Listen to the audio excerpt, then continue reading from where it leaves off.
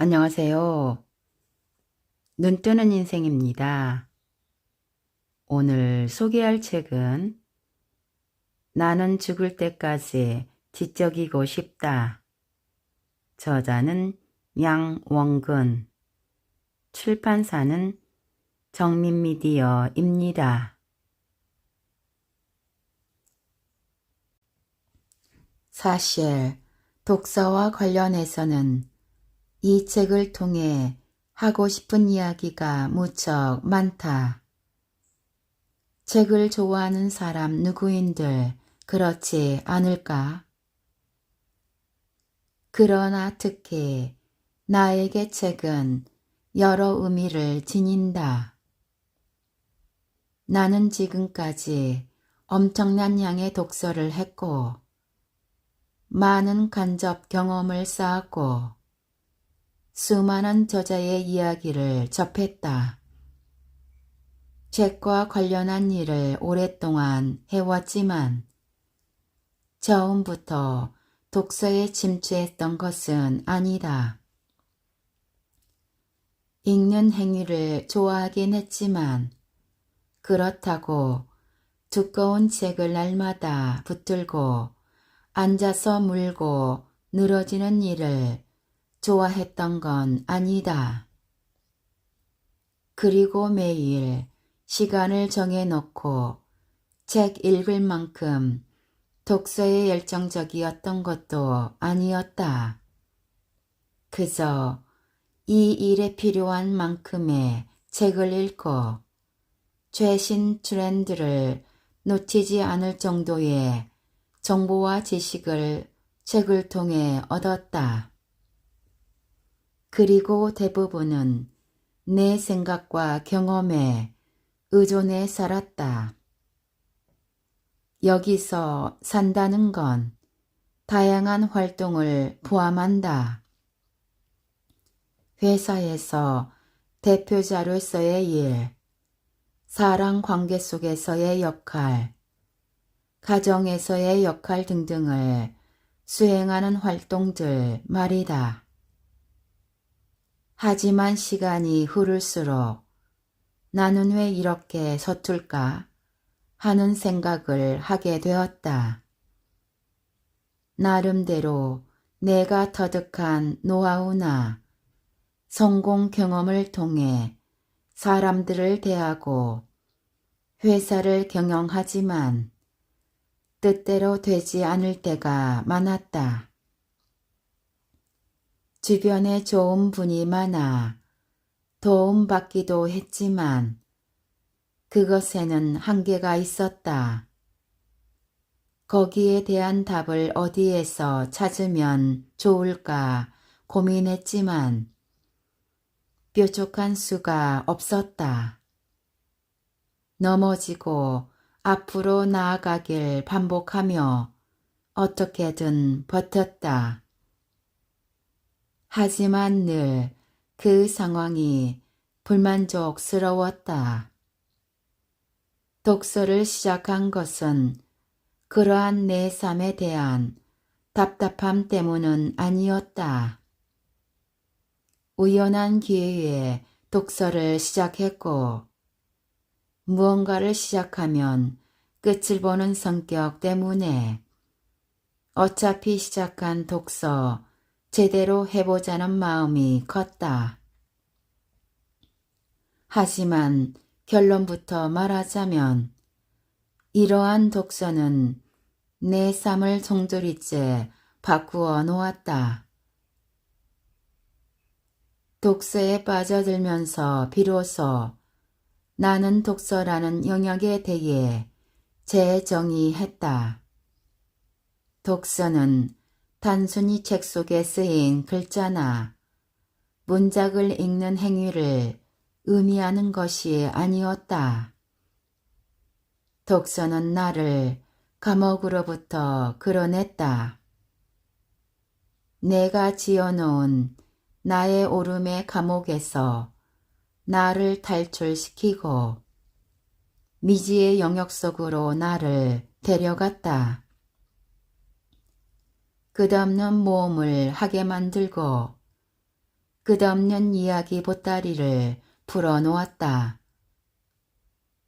그 두렵고도 험난한 여행 속에서 나는 엄청난 정신적 쾌락과 희열을 맛보았다. 그리고 이는 단순히 아는데 그치지 않고 실행함으로써 내 삶은 다른 방향으로 나아가기 시작했다. 매일 새벽 2시간 독서는 나의 일과 인간관계, 나아가 나라는 사람이 가진 생각을 완전히 바꾸었고 내 삶을 변화시켰다. 그리고 그 변화는 분명 매우 좋은 변화였다. 인간의 성장은 숱한 실패로부터 이루어지기도 하지만 책을 통한 간접적 경험으로부터도 이루어진다. 도전적 성향을 지닌 내게 실패와 도전의 값진 경험을 넘어 큰 통찰과 노하우를 안겨준 것이 바로 독서다. 독서는 그야말로 판타지의 향연이다. 큰돈 들이지 않고도 수천 년 전의 사람들을 만나며 그들로부터 삶의 깊이를 배우며 그들 덕분에 내 생각의 영역이 넓어지니 말이다. 도저히 뚫을 수 없을 것 같은 두꺼운 책을 독파해낼 때마다 가슴 깊은 곳에서 끓어오르는 희열을 맛보곤 했다. 과거의 성인들이 했던 생각들을 공유하고 때때로 그들에게 질문을 던지고 답을 발견하는 내 모습을 보며 흡족해 하기도 했다. 지금도 나는 늘 가방 속에 서재는 물론이고 침대 머리맡에 책을 두며 이제는 독서와 뗄 수 없는 삶을 살아가고 있다. 독서하지 않았을 때 알지 못했던 나의 과오들과 나의 무지함으로부터 비롯된 여러 선택에 대해 후회하고 반성하기도 했다. 독서가 아니었다면 결코 하지 못할 생각들이다. 넌 변했어. 아니야, 내 마음은 변하지 않았어. 너가 그렇게 느낄 뿐이야. 거짓말. 더는 예전의 너가 아니야. 완전 딴 사람이 되었어. 아마 이런 대사는 매우 익숙할 것이다. 우리가 보는 멜로 영화나 드라마에 자주 등장하는 대사이기도 하고 언젠가 젊은 시절 우리가 연인과 함께 나누었거나 주로 들었던 말일지 모른다. 특히 불같이 타오르던 연인 간의 사랑은 시간이 지날수록 편안함으로 자리 잡는데 특히 남자들의 경우 그 편안함을 지루하다고 느끼기보다는 익숙한 상태로 돌입한다고 여긴다. 하지만 여자들은 그전처럼 자신을 대하지 않는다고 여기거나 자신을 사랑하는 마음이 바뀌어서 그렇다고 여기는 경우가 많다. 물론 그런 경우도 있겠지만 대부분 남자들의 도파민 분비는 3년을 넘기기가 힘들다. 그러니 어쩌면 여자들이 남자를 향해 너 변했어 라고 하는 건 당연할지도 모른다. 사랑하는 마음은 더 깊어졌을 지언정 대하는 태도나 적극성은 풋풋했던 연애 초기에 비해선 확실히 달라졌을 테니 말이다. 과거 시대의 철학자들 중에서 모든 만물은 변한다 라고 주장한 헤라클레이토스와 절대 변하지 않는다고 주장한 파르메니데스가 대립을 이루었다. 헤라클레이토스는 모든 것의 시작이 불이라고 하면서 세상의 모든 만물이 일정한 질서 안에서 변한다고 주장했다. 불이 변해서 공기, 바람, 물, 흙, 영혼이 된다고 믿었던 것이다. 불이 변하는 과정에서 충돌이 일어나 그 모양이나 성질이 달라진 형태로 나타난다고 했는데 이렇게 모습은 변화하지만 결국 그 본질은 하나라고 여겼다. 죽음과 삶은 반대편에 있고 오르막길과 내리막길 역시 대립되는 개념이라고 여겨지지만 이 역시 모두 변화의 흐름 속에 있는 하나라고 여긴다. 헤라클레이토스가 이처럼 세상의 모든 것이 변화한다고 여겼다면 이와 반대되는 의견을 가진 사람이 파르메니데스였다. 그는 모든 것을 이성으로 보아야 한다고 주장했는데 우리 눈에 세상이 변하는 듯 보여도 그건 결국 허상이라고 여겼다. 얼음을 온도가 높은 곳에 두면 녹는데 이조차 물이 얼음으로 변하는 것이 아니라고 했다.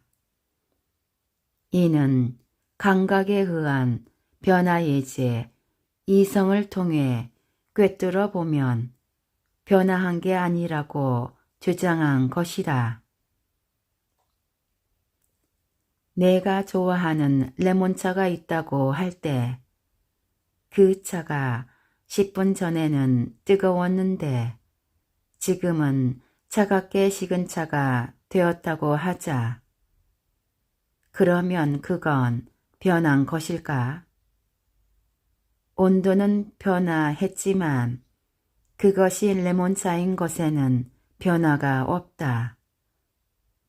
따뜻한 레몬차나 차가운 레몬차나 물에 레몬을 담근 레몬차임은 변함이 없으므로 이 세상에 변화하는 건 없다고 본 것이다. 우리는 같은 강물에 발을 2번 담글 수 없다.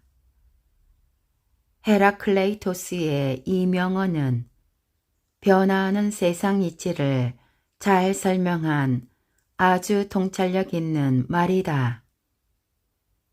그의 말들은 난해하다는 평을 받기도 했지만 후일 많은 철학자에게 영향을 미친 것도 사실이다. 동시에 변화하는 세상의 많은 현상을 허상으로 보고 이성으로 모든 물질을 꿰뚫어 보아야 한다는 파르메니데스의 주장에도 큰 깨달음을 얻을 수 있다.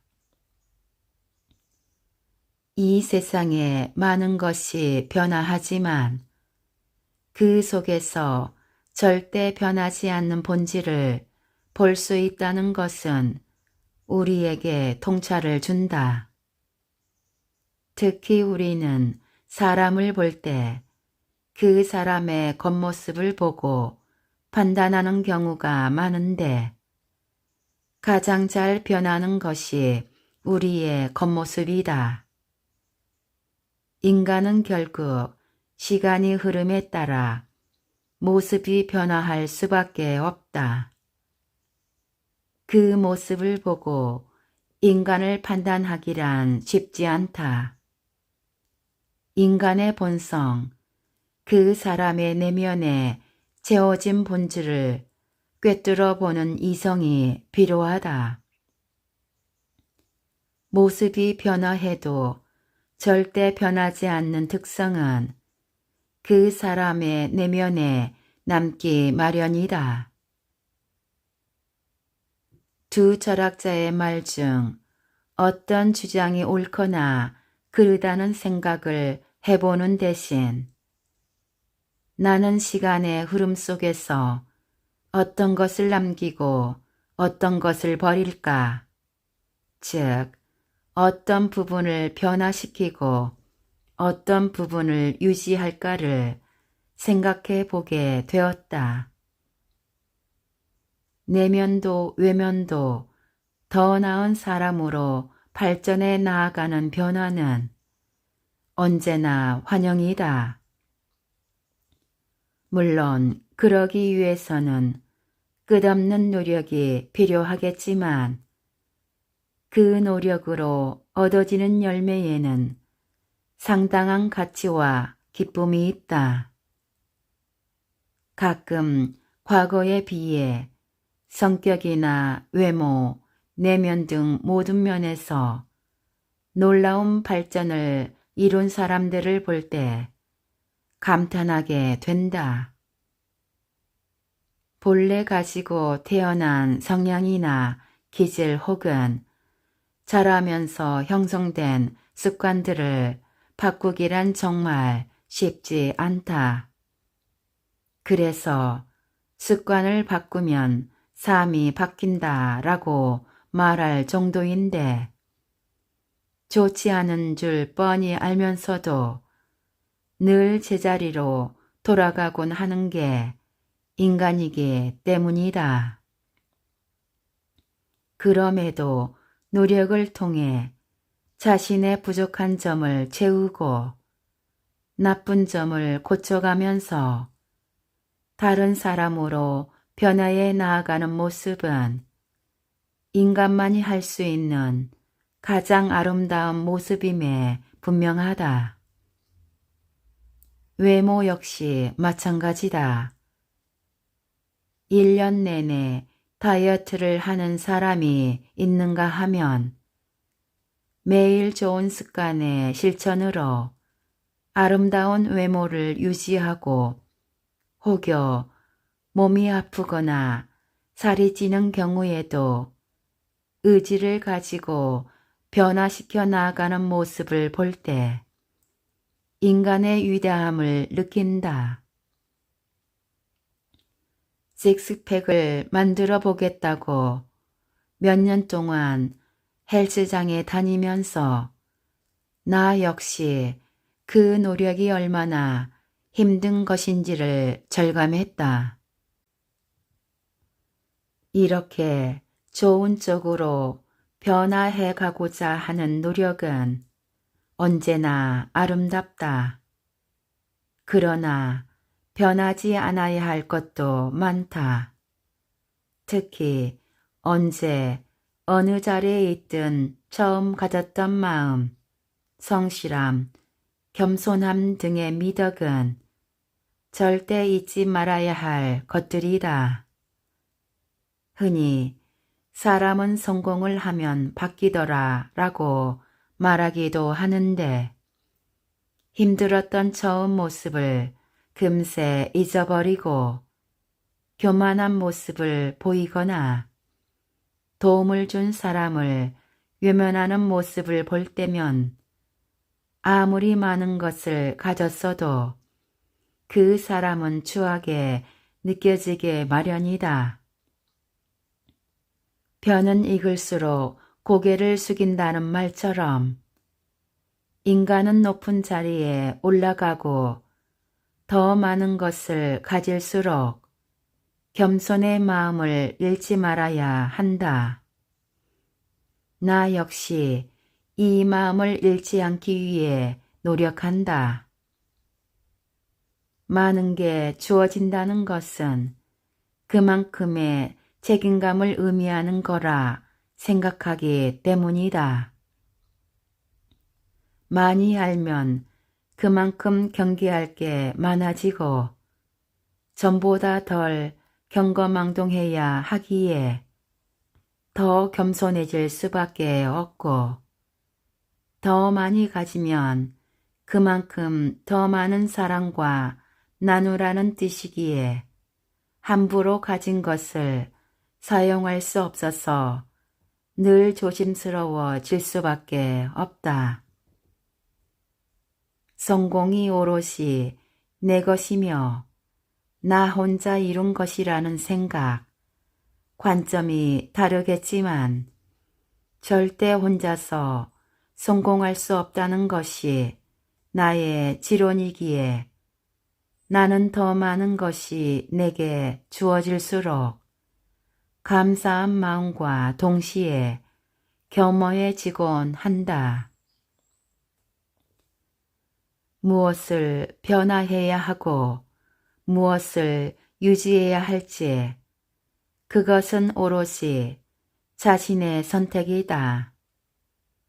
시간의 흐름과 세상의 이치에 따라 어쩔 수 없이 변화하는 것을 제외하고는 그렇다는 뜻이다.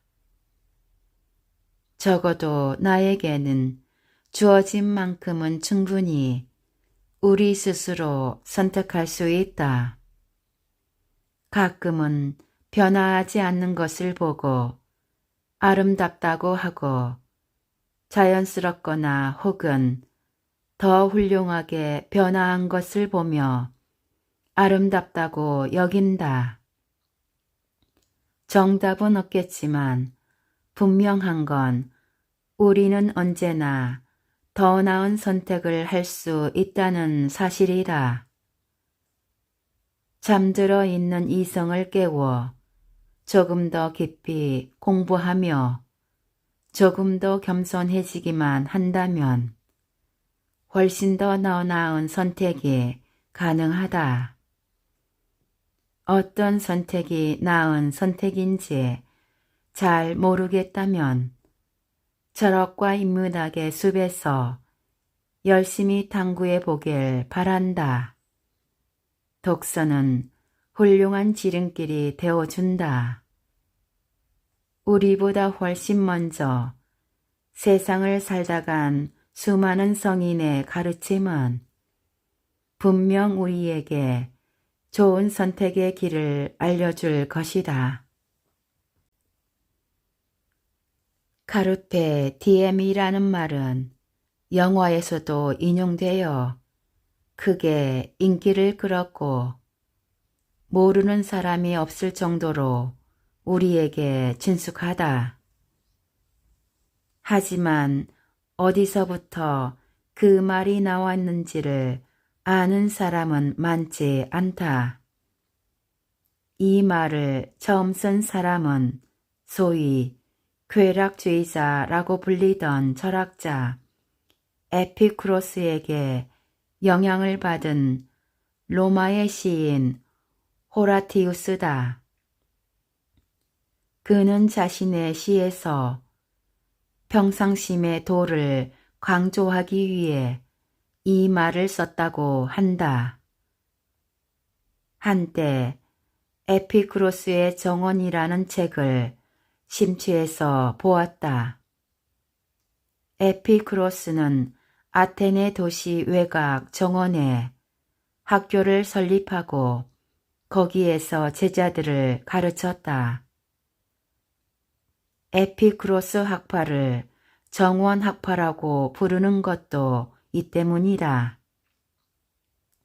우리는 에피쿠로스 하면 바로 쾌락이라는 단어를 떠올린다. 에피쿠로스는 이성보다는 감각적 경험을 중시했고 정신적 쾌락과 지속적인 마음의 평안을 추구했다. 즐거운 일을 하면서 행복하지 않은 사람이 있을까? 따라서 에피쿠로스는 인생을 즐겁게 살라. 자신이 원하는 것을 추구하며 살라. 쾌락을 추구하며 살라고 했다. 그러나 그가 말하는 쾌락을 단순히 우리가 욕망하는 모든 것을 추구하는 쾌락이라 생각하면 금물이다. 그가 말하는 쾌락은 우리가 닿을 수 없는, 절대 채워질 수 없는 욕망의 추구를 의미하지도 않으며 물질적인 쾌락을 의미하는 것도 아니기 때문이다. 앞에서도 한번 얘기했던 것처럼 에피쿠로스가 추구하는 궁극적 행복은 아타락시아라는 하나의 단어로 이야기된다. 아타락시아는 평정심의 행복 상태를 말한다. 지속적이고 정신적이고 정적인 행복, 인간의 끝없는 욕망을 채우기 위한 시도보다는 내가 가진 것에 지금 이 순간에 행복할 것. 인간의 물질적 쾌락은 추구할수록 얻기가 힘든 것이라고 말이다. 쾌락을 추구하라고 말해놓고 쾌락은 추구할수록 불안하고 공허해지는 것이라니. 이 얼마나 아이러니한가. 그러나 그의 생각은 이 문장으로 정리될 수 있을 것이다. 당신이 가지고 있지 않은 것을 원함으로써 당신이 가지고 있는 것을 망치지 말라. 당신이 지금 가지고 있는 것은 당신이 한때는 그것만 있으면 행복할 것 같다고 생각했던 것들에 속한다. 참으로 명쾌한 말이다. 그리고 이 글을 읽고 있는 누군가도 또한 나 자신도 이 말의 의미를 정확히 알 수 있다. 우리는 모두 이런 경험을 하며 살아가기 때문이다. 이것만 하면, 이것만 갖게 된다면, 이것만 살 수 있다면, 이것만 넘어선다면 행복이 곧 내 손에 잡히리라고 생각했던 그 순간은 그리 오래 우리의 삶에 머물지 않는다. 그 순간은 금방 사라져버리고 또 다른 욕망과 욕심이 나를 감싼다. 다시 넘어야 할 산과 갖고 싶은 대상과 채우고 싶은 욕망이 가슴에 차오르기 시작한다. 아마 인간이 평생 이 욕망을 따라 살아야 한다면 얼마나 지옥 같은 삶이 될까? 결코 그 모든 걸 채울 수 없을 것이니 말이다. 그러니 허황한 욕심을 버리고 불안도 없고 고통도 없는 상태, 아타락시아를 추구한 에피쿠로스의 생각은 충분히 납득된다. 나는 하루하루를 매우 계획적으로 살고 내가 원하는 게 무엇인지 늘 내면을 들여다보며 사는 사람이다. 틈을 주기보다는 그 틈을 잘 채워서 내가 원하는 것을 좀 더 빨리 정확히 가지려고 노력하기도 한다. 적당한 개인의 욕구와 또한 적당한 타인의 행복을 함께 추구하면서 살아가기 위해 노력하기도 한다. 그러나 이 모든 삶의 끝에 꼭 거대한 부를 누리거나 높은 사회적 지위를 추구한다거나 내 버킷리스트에 모든 것을 이뤄내기 위함은 아니다. 궁극적으로 내 마지막 삶은 나와 더불어 사랑하는 사람들과 행복하게 지내는 것이다. 그래서 늘 지나치지 않는 열심과 어디에도 기울이지 않는 평정심을 유지하기 위해 애쓴다. 그게 쉽지는 않지만 언젠가 나는 자연인이다 라는 TV 프로그램을 유심히 본 적이 있다.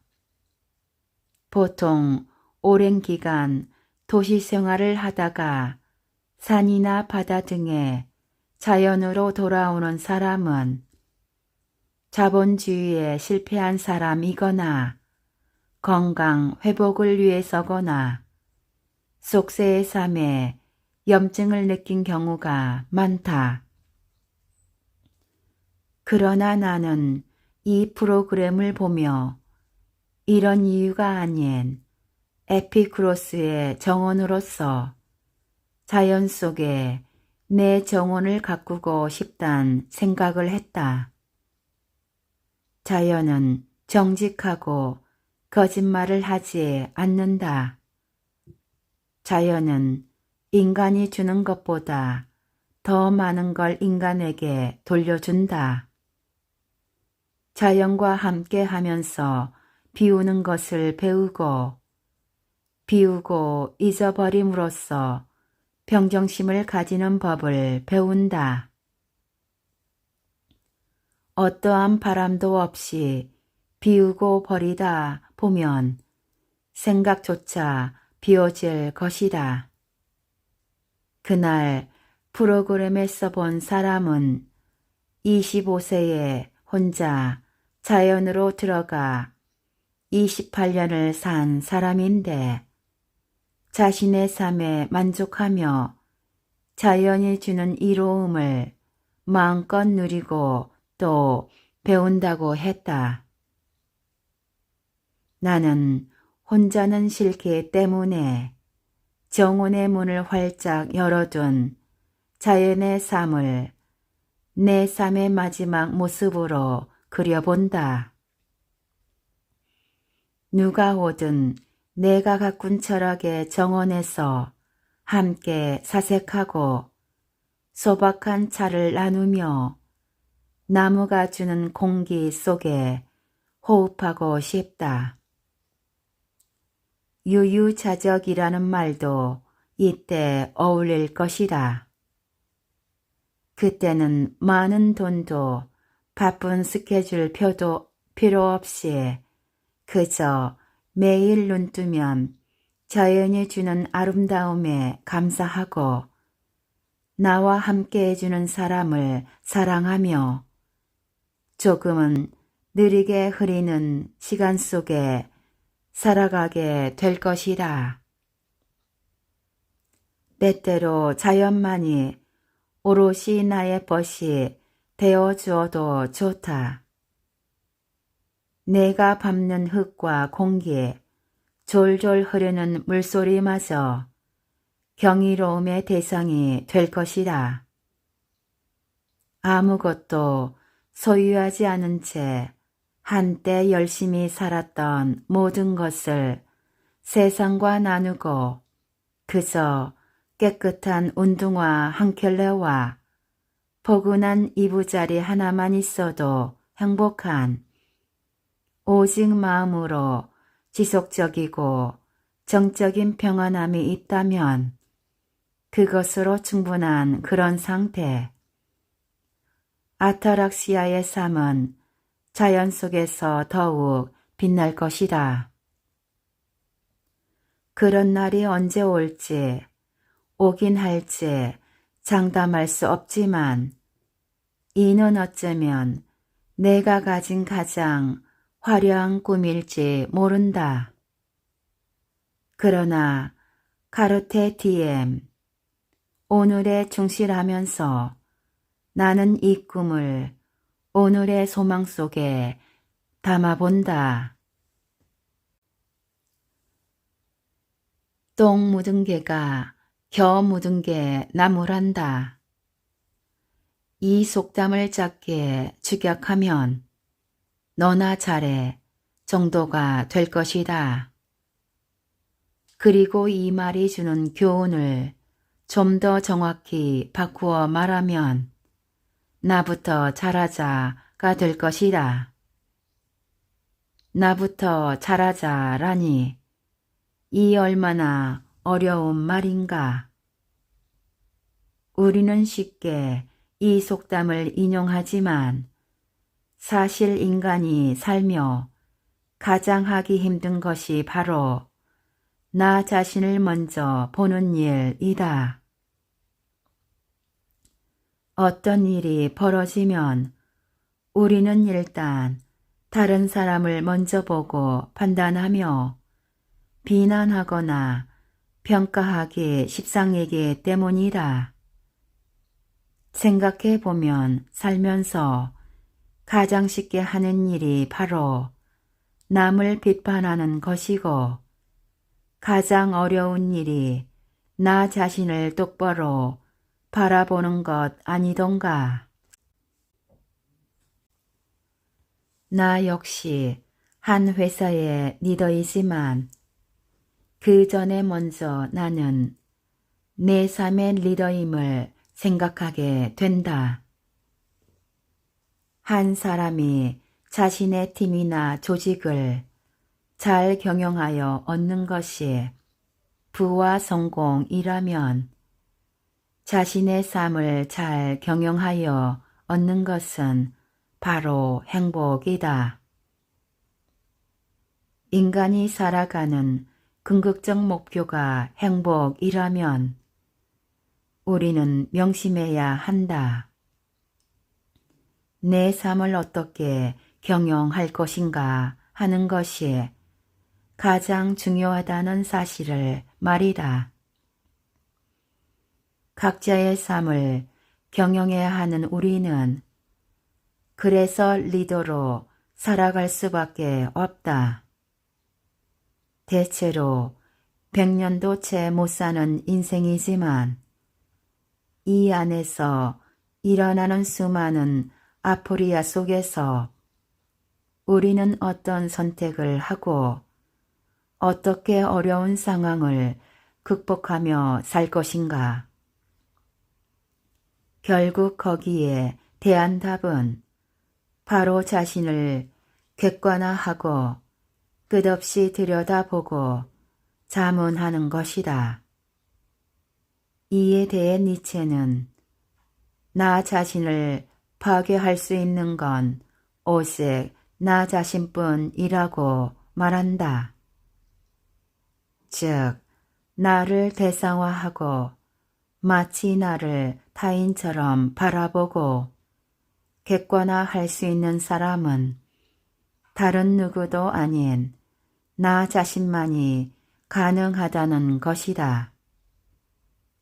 그러나 나를 객관화한다는 것은 왜 이리 힘든 걸까? 나무 얼굴을 거울에 비춰보기는 어렵지만 내 얼굴을 거울에 비춰보기는 쉬운데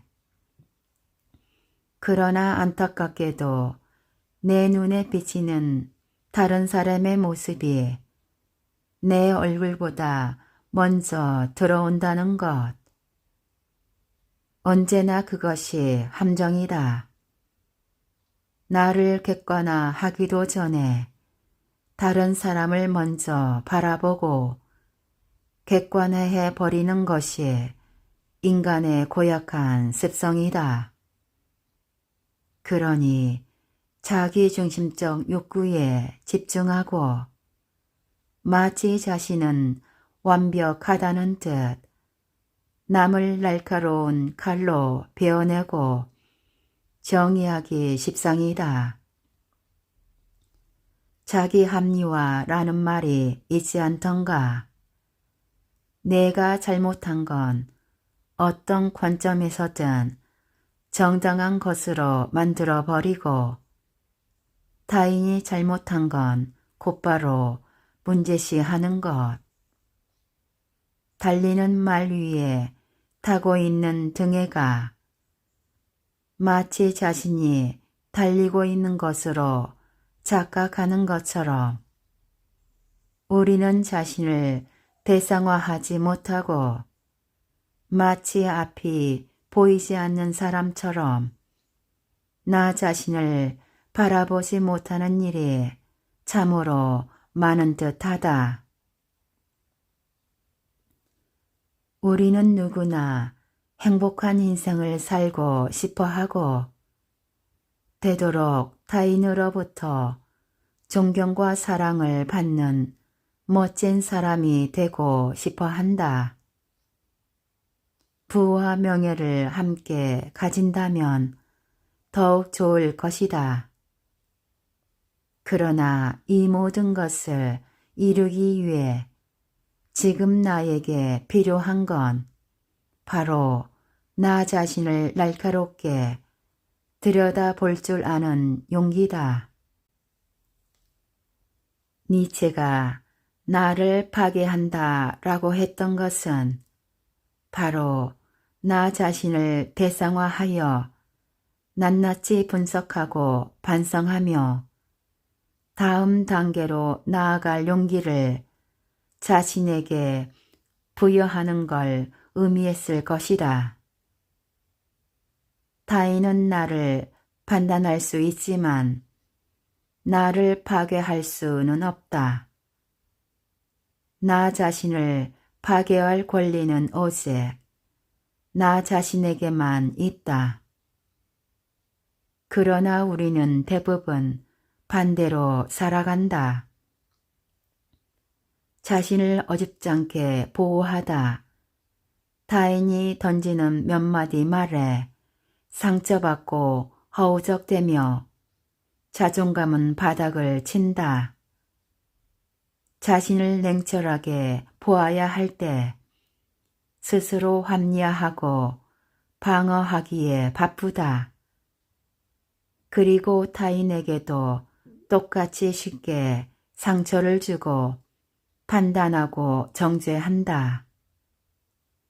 타인이 마구 나를 파괴하고 내가 타인을 마구 파괴하는 삶을 살아가는 것이다. 그러나 타인은 나를 파괴할 수 없다.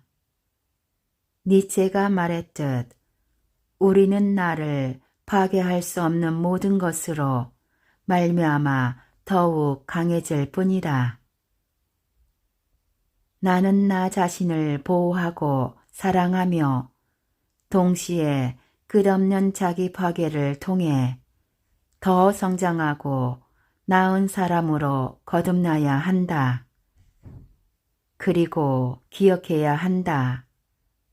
나 역시 타인을 파괴할 수 없다는 것을.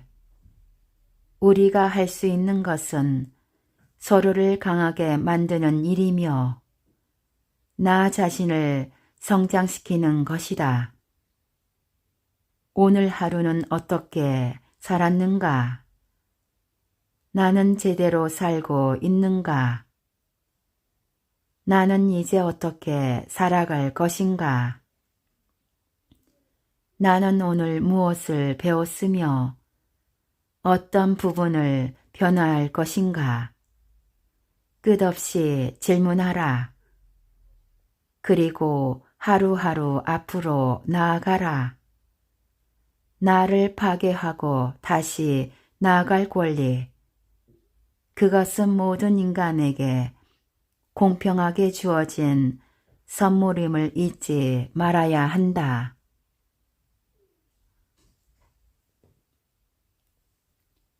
지금까지 나는 죽을 때까지 지적이고 싶다에서 일부 발제하여 읽어드렸습니다. 좋은 책을 써주시고 편해주심을 감사드립니다. 우리 모두 책을 읽고 점점 더 성장해 갔으면 합니다. 감사합니다.